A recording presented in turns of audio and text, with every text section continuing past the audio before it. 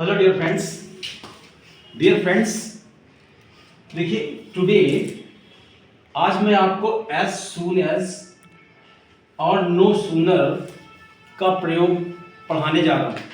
देखिए as soon as affirmative है और इसका निगेटिव जो होता है वो नो सूनर होता है। स्पेशली एंटर में ये बहुत एग्जाम में आता है, ट्रांसफॉर्मेशन और सेंटेंस में बहुत ज़्यादा पूछा जाता है, राइट। तो please watch one by one. देखिए, जो ही अध्यापक आए त्यों ही लड़के खड़े हो गए। तो डियर फ्रेंड्स, आप देखिए एज सून एज जो होता है इसका मतलब ज्यों ही होता है, और ये कामा लगा हुआ है इसका मतलब होता है त्यों ही। और नो सूनर में क्या होता है, इसका मतलब भी ज्यों ही होता है, और त्यों ही की अंग्रेजी यहां पर देन लगानी पड़ती है। नो सूनर के साथ देन का प्रयोग होता है और एज सून एज के साथ कामा लगता है, right. So watch very attentively. तो ज्यों ही अध्यापक आए त्यों ही लड़के खड़े हो गए। तो वॉच वेरी अटेंटिवली। पहले ज्यों ही की अंग्रेजी आएगी एज सून एज, फिर अध्यापक आए तो पास्ट इंडेफिनिट टेंस है, द टीचर केम, फिर इसके बाद त्यों ही की अंग्रेजी कॉमा लगा दिया, फिर अगला टेंस आपको बनाना है लड़के खड़े हो गए। तो the boys stood up, second form लगाया because it is past indefinite.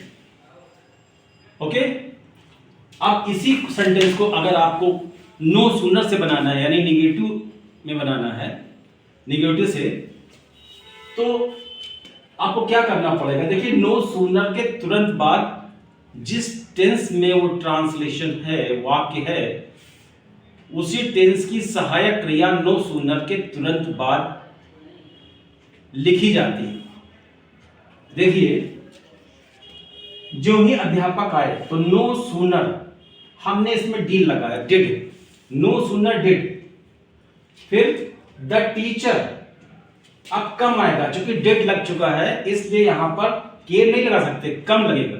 तो no sooner did the teacher come then, माने त्यों ही अगला सेंटेंस जो ऊपर लिखा है वो नीचे लिख जाएगा, द बॉयज स्टूड अप, यानी लड़के खड़े हो गए, राइट। देखिए दूसरा example, right, please watch the second example. जो ही नेताजी ने भाषण दिया त्यों ही लोगों ने तालियां बजाई। तो इसका अफर्मेटिव क्या होगा, एज सून एज, माने जो ही नेताजी ने, यानी द लीडर, भाषण दिया, यानी gave lecture, past indefinite tense है इसलिए सेकंड फॉर्म लगा। इसके बाद कामा, त्यों ही के लिए कामा, लोगों ने तालियां बजाई, the people clapped.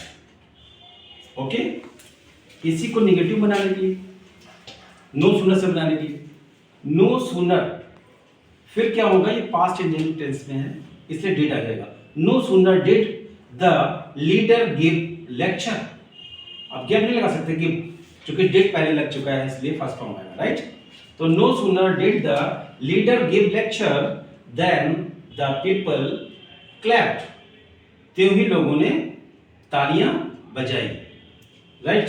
Now the third example and the last example is here.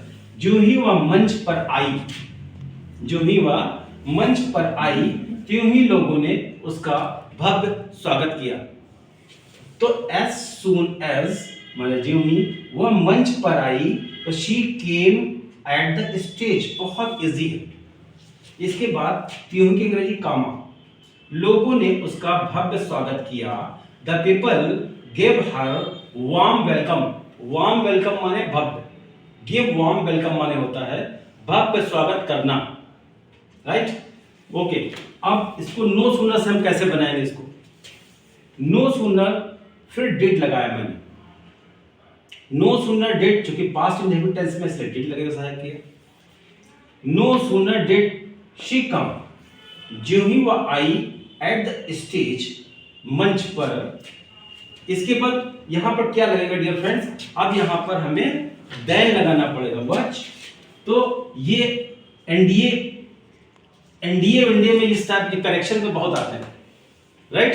NDA में ये करेक्शन में आते हैं, तो यहां पर कई बार क्या किया है पेपर में, यहां पर देन लगा दिया और विद्यार्थी समझ नहीं पाते हैं। उनको मालूम है कि नो सूनर के साथ देन आता है, तो वो देन के चक्कर में भूल जाते हैं ये सही तो लगा हुआ है। इतनी छोटी सी गलती वो देते हैं, वहां एनडीए में बच्चे समझ ही नहीं पाते। तो आप इसको ध्यान से समझ लीजिए भाई, देन अलग चीज है और देन अलग चीज है। यहां पर नो सूनर के साथ देन का प्रयोग होता है, देन का नहीं होता, राइट।